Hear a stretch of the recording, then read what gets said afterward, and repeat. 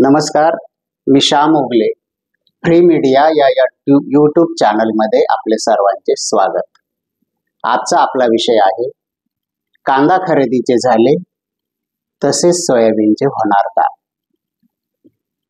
राज्यामध्ये 1 ऑक्टोबर पासून हमी भावाने सोयाबीन विक्रीसाठी राज्यभरातील जवळपास 256 सोयाबीन खरेदी केंद्रांवरती नाव नोंदणी सुरू झाली आहे.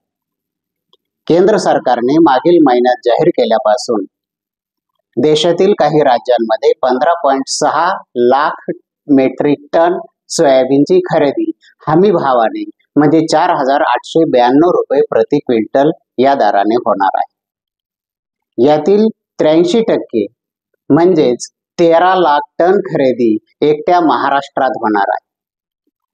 एवढ्या मोठ्या प्रमाणावर खरेदी करण्यासाठी राज्य सरकारने 256 खरेदी केंद्र सुरू करण्याचा निर्णय घेतलेला आहे आणि ही जबाबदारी नाफेड आणि NCCF या कंपन्यांवर सोपवलेली आहे.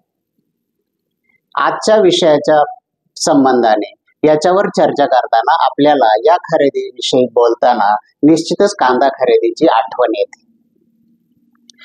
केंद्र सरकारने 2022, 2023 आणि 2024 या 3 वर्षांमध्ये अनुक्रमे 5 लाख, 7 लाख आणि 5 लाख मेट्रिक टन कांद्याची खरेदी केली. एवढ्या मोठ्या प्रमाणावर उन्हाळ कांद्याची खरेदी करताना अनेक शेतकऱ्यांच्या तक्रारी आल्या, लोकप्रतिनिधींच्या तक्रारी आल्या, शेतकरी संघटनांच्या प्रतिनिधींच्या तक्रारी आल्या की ही कांदा खरेदी पारदर्शक पद्धतीने झालेली नाही. या कांदा खरेदीवर घेण्यात आलेले प्रामुख्याने आक्षेप असे होते की ही बाजार समितीच्या बाहेर कांदा खरेदी झाल्यामुळे ही कांदा खरेदी कुठे झाली आणि कोणत्या शेतकऱ्यांकडून कांदा खरेदी करण्यात आला याबाबत कुणालाही काही माहिती मिळाली नाही. त्याचप्रमाणे एवढ्या मोठ्या प्रमाणावर कांदा खरेदी होत होती तर ते लोकांना दिसलं का नाही असाही दुसरा प्रश्न होता. यामुळे ही कांदा खरेदी वादात सापडली. या कांदा खरेदीच्या संदर्भामध्ये मागील 3 महिन्यांपासून केंद्र सरकारचे वेगवेगळे प्रतिनिधी येऊन किंवा नाफेडचे प्रतिनिधी येऊन चौकशी करून गेलेले आहेत. या कांदा खरेदीच्या बाबतीत अद्यापपर्यंत कोणताही चौकशी अहवाल जाहीर झालेला नाही. याचबरोबर सरकारने या कांदा खरेदीला क्लीन चिटही दिलेली नाही. त्याच परिस्थितीमध्ये पुन्हा सरकारने NCCF, नाफेड आणि शेतकरी उत्पादक कंपन्यांचा महासंघ या सर्वांकडूनच त्याच यंत्रणेकडून सोयाबीन खरेदीचा निर्णय घेतलेला आहे. म्हणजे ज्या यंत्रणेनं कांदा खरेदी करण्यात पारदर्शकता बाळगलेली नव्हती तीच यंत्रणा आता सोयाबीन खरेदी करणार आहे. यामुळे या खरेदीविषयी प्रश्नचिन्ह निर्माण होणं साहजिक आहे. मात्र अद्याप ही खरेदी सुरू झालेली नाही.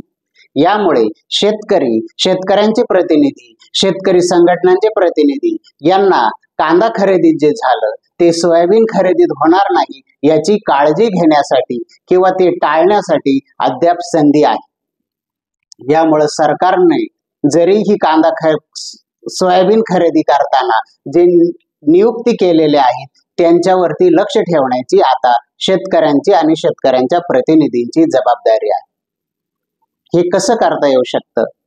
तर आपण ही सोयाबीन खरेदी नेमकी कशी केली जाणार आहे ते जर बघितलं तर ते मधील गैरव्यवहार किंवा गैरप्रकार किंवा पारदर्शकता आणण्यासाठी आपल्याला काय करता येईल याविषयी आपण यामध्ये विचार करू शकतो.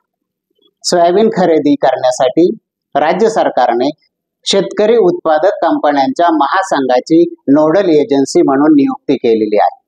या नोडल एजन्सीने राज्यभरातील सर्व फार्मर प्रोड्युसर कंपन्यांना आवाहन करून या सोयाबीन खरेदीमध्ये सहभागी होण्यासाठी सांगितलेलं आहे.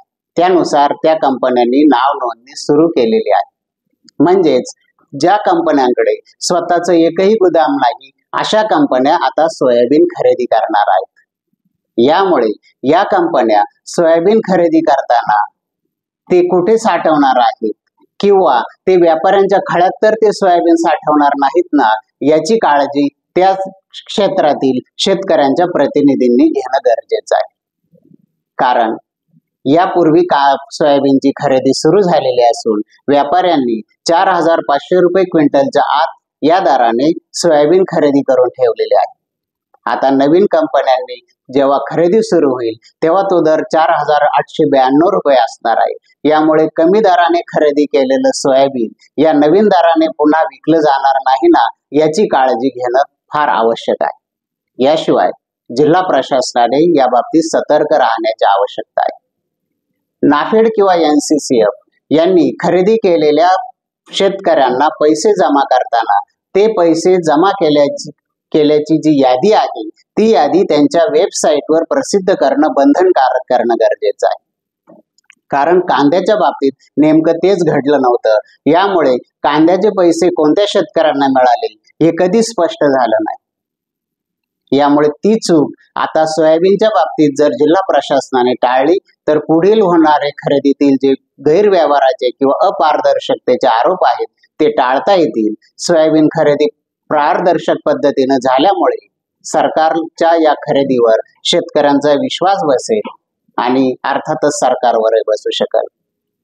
धन्यवाद.